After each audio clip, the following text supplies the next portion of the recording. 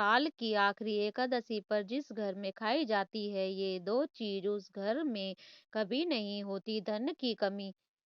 साल 2024 की आखिरी एकादशी पर चाहे कुछ मत करना, लेकिन ये चीज जरूर खा लेना, माता लक्ष्मी घर में हो जाएगी साक्षात विराजमान। दोस्तों, हिंदू धर्म में साल में आने वाली सभी एकादशियों का विशेष महत्व माना जाता है। आपको बता दें कि प्रत्येक महीने में दो एकादशी आती हैं और साल में 24 एकादशी तिथियां आती हैं। इन सभी एकादशियों का हिंदू धर्म में बड़ा ही विशेष महत्व माना जाता है। इन 24 एकादशियों में से एक एकादशी सफला एकादशी है। सफला एकादशी का हिंदू धर्म में बड़ा ही विशेष महत्व माना जाता है। दोस्तों, आपको बता दें कि सफला एकादशी पौष मास के कृष्ण पक्ष में मनाई जाती है। सफला एकादशी भगवान श्री हरि विष्णु को समर्पित होती है। इस दिन भगवान विष्णु की विशेष कृपा पाने के लिए व्रत रखा जाता है और भगवान श्री हरि विष्णु जी की पूजा अर्चना की जाती है। मान्यता है कि सफला एकादशी का व्रत करने से, अश्वमेध यज्ञ करने से बराबर पुण्य प्राप्त होता है। माना जाता है कि सफला एकादशी के दिन भगवान विष्णु का व्रत और पूजन करने से जातक को सभी पापों से मुक्ति मिलती है। अगर आपसे अनजाने में पाप हुए हैं तो आपको उनसे भी मुक्ति मिल जाती है और आपको माता लक्ष्मी और भगवान श्री हरि विष्णु जी का विशेष कृपा प्राप्त होती है, जिससे आपको जीवन के हर क्षेत्र में सफलता प्राप्त होती है। इसके अलावा दोस्तों, शास्त्रों में कुछ ऐसे कार्यों और ऐसी चीजों का वर्णन किया गया है जिन चीजों का भोग आप सफला एकादशी पर भगवान श्री हरि विष्णु जी को श्रद्धा पूर्वक विधि विधान से लगाते हैं और फिर उस प्रसाद को सभी में वितरित करते हैं। साथ ही आप स्वयं ही ग्रहण करते हैं तो आपको भगवान श्री हरि विष्णु और माता लक्ष्मी की असीम कृपा प्राप्त होती है, जिससे आपको जीवन में शुभ परिणाम देखने को मिलते हैं। साथ ही आपके रुके हुए कार्य बिना किसी अड़चन के पूर्ण हो जाते हैं। ऐसे में इस वीडियो के माध्यम से मैं आप सभी को बताऊंगा कि साल 2024 की आखिरी एकादशी कब है और इस एकादशी पर भगवान विष्णु की पूजा के लिए शुभ मुहूर्त क्या रहने वाला है। इसके अलावा सफला एकादशी का महत्व क्या है और इसकी पूजा विधि क्या है। इसके अलावा इस दिन किन चीजों का सेवन करने से सुख, संपत्ति और धन ऐश्वर्य की प्राप्ति होती है और किन चीजों का सेवन इस दिन भूलकर भी नहीं करना चाहिए। इस वीडियो में आपको सफला एकादशी के बारे में संपूर्ण जानकारी मिलेगी, लेकिन उससे पहले अगर आप भी चाहते हैं कि लक्ष्मी माँ का आशीर्वाद आप पर बना रहे तो इस वीडियो को एक लाइक करें और चैनल को सब्सक्राइब कर लें और कमेंट बॉक्स में जय लक्ष्मी माता जरूर लिखें। तो चलिए दोस्तों, सबसे पहले जानते हैं कि साल की आखिरी एकादशी यानी सफला एकादशी कब है।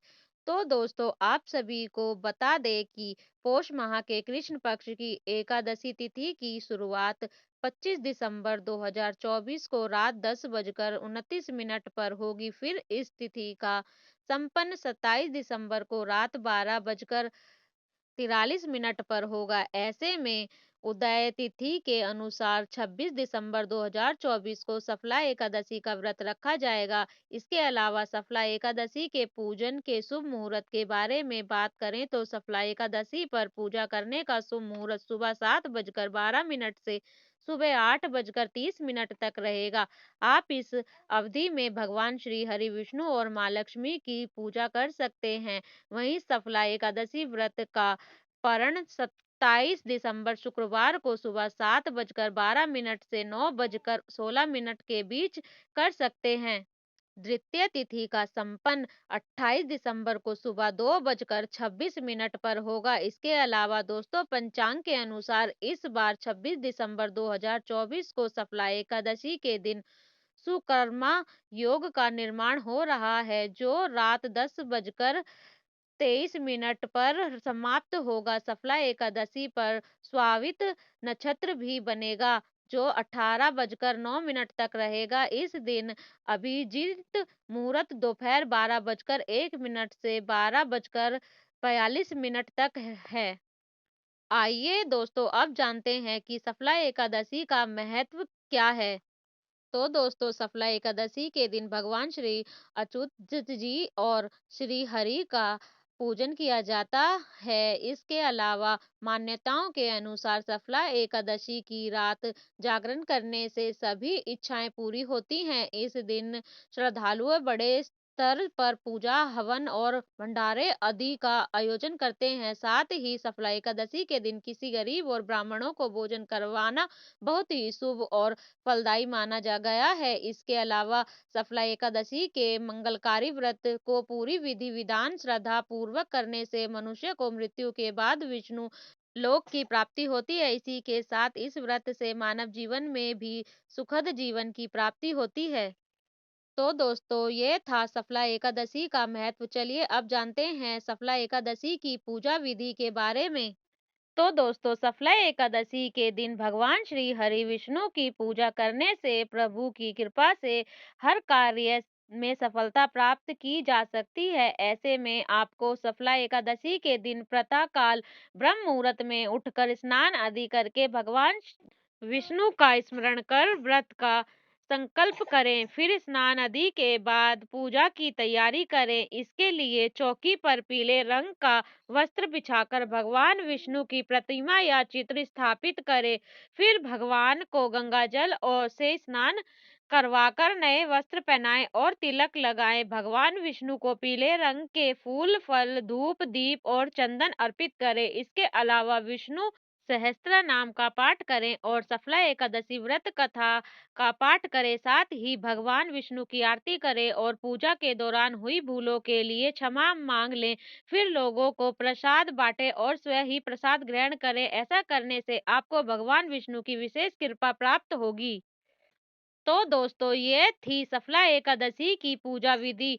आइए अब जानते हैं सफला एकादशी पर भगवान विष्णु को किन चीजों का भोग लगाना चाहिए और किन चीजों का सेवन करना चाहिए।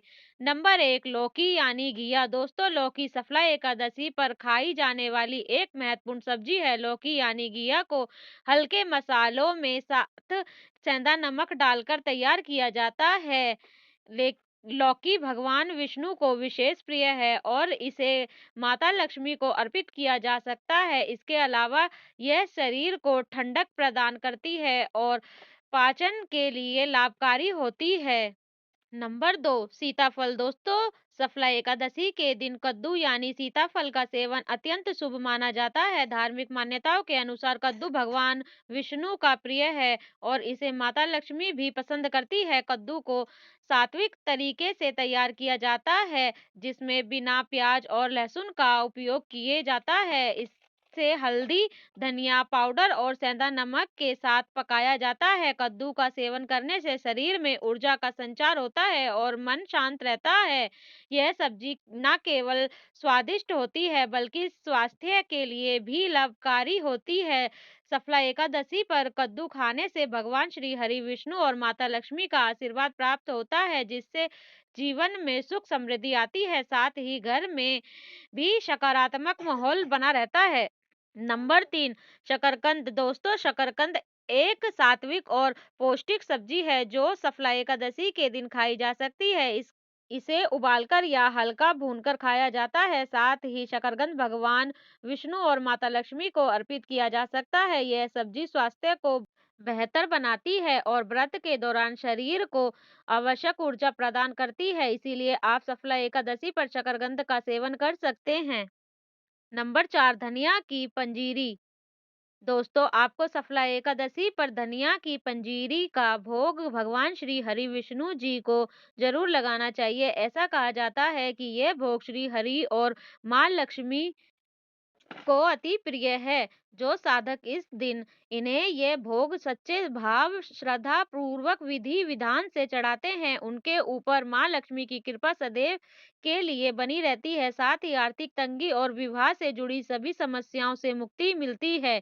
नंबर 5, चूरमे या हलवे का भोग। जी हाँ दोस्तों, सफला एकादशी पर चूरमा या हलवे का भोग भगवान विष्णु और माता लक्ष्मी को अर्पित करना शुभ माना जाता है। गेहूं के आटे से बने चूरमे या सूजी के हलवे को घी और गुड़ या शक्कर से तैयार किया जाता है। इससे तुलसी के पत्तों के साथ सजाकर भगवान को चढ़ाया जाता है। मान्यता है कि भगवान श्री हरि विष्णु को तुलसी अर्पित प्रिय है। भगवान श्री हरि विष्णु जी को लगाए जाने वाले भोग तब तक अधूरा माना जाता है जब तक उसमें विष्णु प्रिय तुलसी शामिल ना हो। इसके अलावा दोस्तों, चूरमा या हलवा साधना और भक्ति का प्रतीक है, जिसे अर्पित करने से भगवान प्रसन्न होकर भक्तों को मनोकामनाएं पूर्ण करते हैं, जिससे भक्तों को जीवन में शुभ परिणाम देखने को मिलते हैं और साथ ही बिगड़े हुए कार्य बिना किसी अड़चन के पूर्ण हो जाते हैं।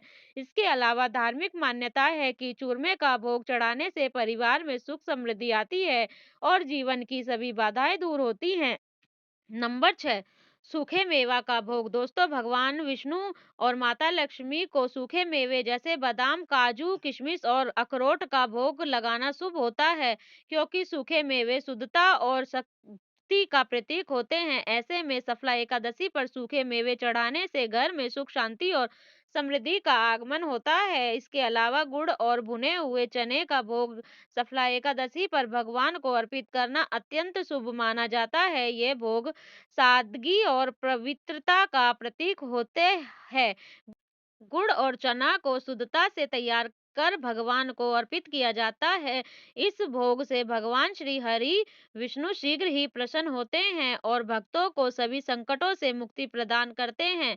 नंबर 7, श्रीखंड का भोग। जी हाँ दोस्तों, श्रीखंड सफला एकादशी पर भगवान श्री हरि विष्णु को अर्पित किया जाने वाला विशेष भोग है। इसे दही, शक्कर और इलायची के मिश्रण से बनाया जाता है। श्रीखंड का भोग भगवान को जल्द ही प्रसन्न करता है और जीवन में सकारात्मकता लाता है। इसे चढ़ाने से भक्तों की इच्छाएं पूरी होती हैं और उन्हें सुख शांति प्राप्त होती है। इसके अलावा भगवान विष्णु और को श्रीखंड का भोग लगाने से घर से नकारात्मक ऊर्जा का दुष्प्रभाव दूर हो जाता है और घर में सुख शांति का माहौल बना रहता है। नंबर 8, फलों का भोग। जी हाँ दोस्तों, आपने सही सुना।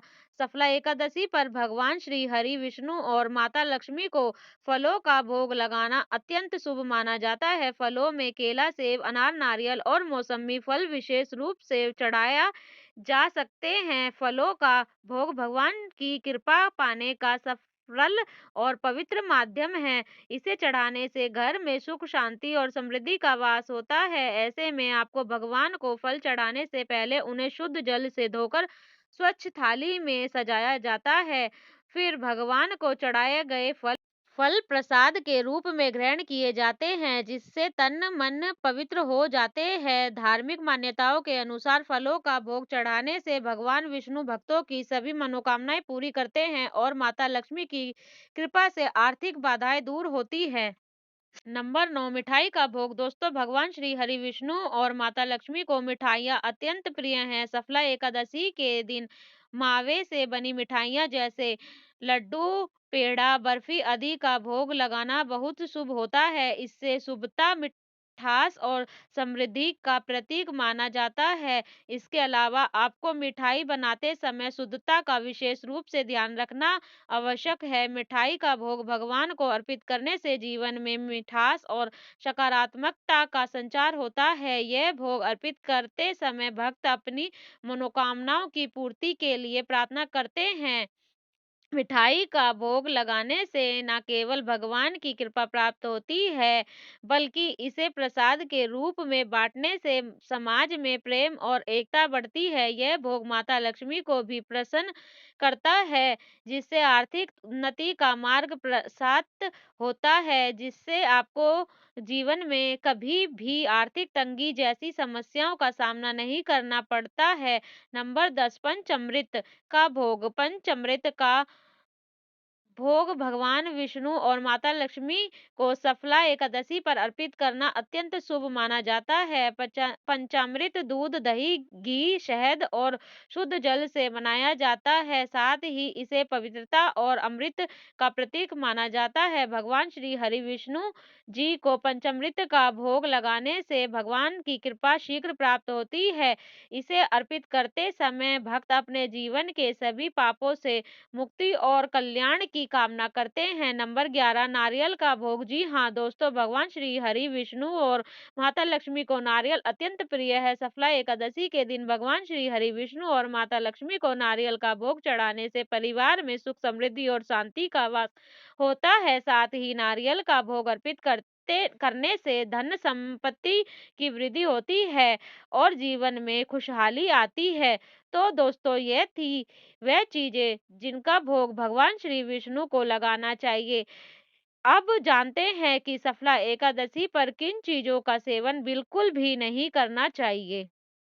नंबर 1, करेले का सेवन। दोस्तों, करेला अपनी कड़वाहट के लिए जाना जाता है और शास्त्रों में कड़वी सब्जियों को तामसिक माना जाता है। साथ ही ऐसी सब्जी शारीरिक असंतुलन का कारण बन सकती हैं। ऐसे में सफला एकादशी के दौरान सात्विकता को बनाए रखने के लिए करेले की सब्जी से बचना चाहिए। इसके सेवन से मन और शरीर में अशांति उत्पन्न हो सकती है। अगर आप गलती से भी इस दिन करेले का सेवन कर लेते हैं तो आपको जीवन में शुभ परिणाम की जगह अशुभ परिणाम देखने को मिलते हैं। साथ ही आपके बनते बनते काम भी बिगड़ जाते हैं। नंबर 2, तुलसी की पत्तियां। दोस्तों, आप सभी जानते हैं कि तुलसी की पत्तियां भगवान श्री हरि विष्णु को कितनी प्रिय है। मान्यता है कि तुलसी के बिना भगवान श्री हरि विष्णु जी को भोग भी नहीं लगाया जाता है। साथ ही भगवान श्री विष्णु जी तुलसी के बिना भोग ग्रहण नहीं करते हैं। इसीलिए सफला एकादशी के दिन भूलकर भी तुलसी की पत्तियों को ना तो स्पर्श करना चाहिए और ना ही इन्हें तोड़ना चाहिए, क्योंकि तुलसी की पत्तियां तोड़ने से भगवान विष्णु के साथ साथ माँ लक्ष्मी भी आपसे नाराज हो सकती हैं, जिससे आपको जीवन में कठिन समस्याओं का सामना करना पड़ सकता है। साथ ही आपके घर में नकारात्मक ऊर्जा का वास हो सकता है, जिससे आपके घर की सुख समृद्धि में भी बाधा उत्पन्न हो सकती है। नंबर 3, बैंगन का सेवन। जी हाँ दोस्तों, सफला एकादशी पर बैंगन का पूरी तरह से निषिद्ध माना गया है।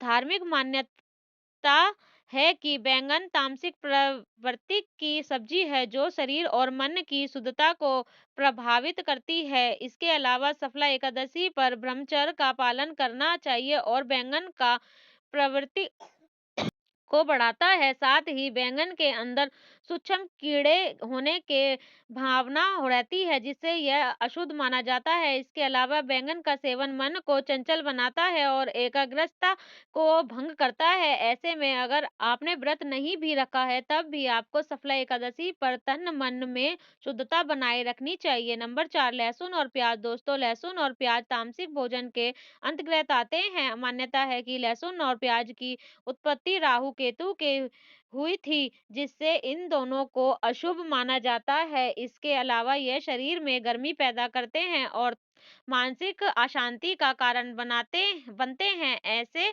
में सफला एकादशी के दौरान लहसुन प्याज का सेवन वर्जित है, क्योंकि इसमें भक्ति में विघ्न आ सकता है। साथ ही दोस्तों, इस दिन बिल्कुल भी शराब, मांस, मछली आदि का सेवन भी नहीं करना चाहिए। यह तमाम जानकारी जनरुचि को ध्यान में रखकर दी जा रही है। ज्योतिष और धर्म के उपाय और सलाहों को अपनी आस्था और विश्वास पर आजमाइए। वीडियो का उद्देश्य मात्र आपको बेहतर सलाह देना है। इस संदर्भ में हम किसी प्रकार का कोई दावा नहीं करते हैं। दोस्तों, वीडियो अच्छी लगी हो तो लाइक और सब्सक्राइब जरूर करें। धन्यवाद।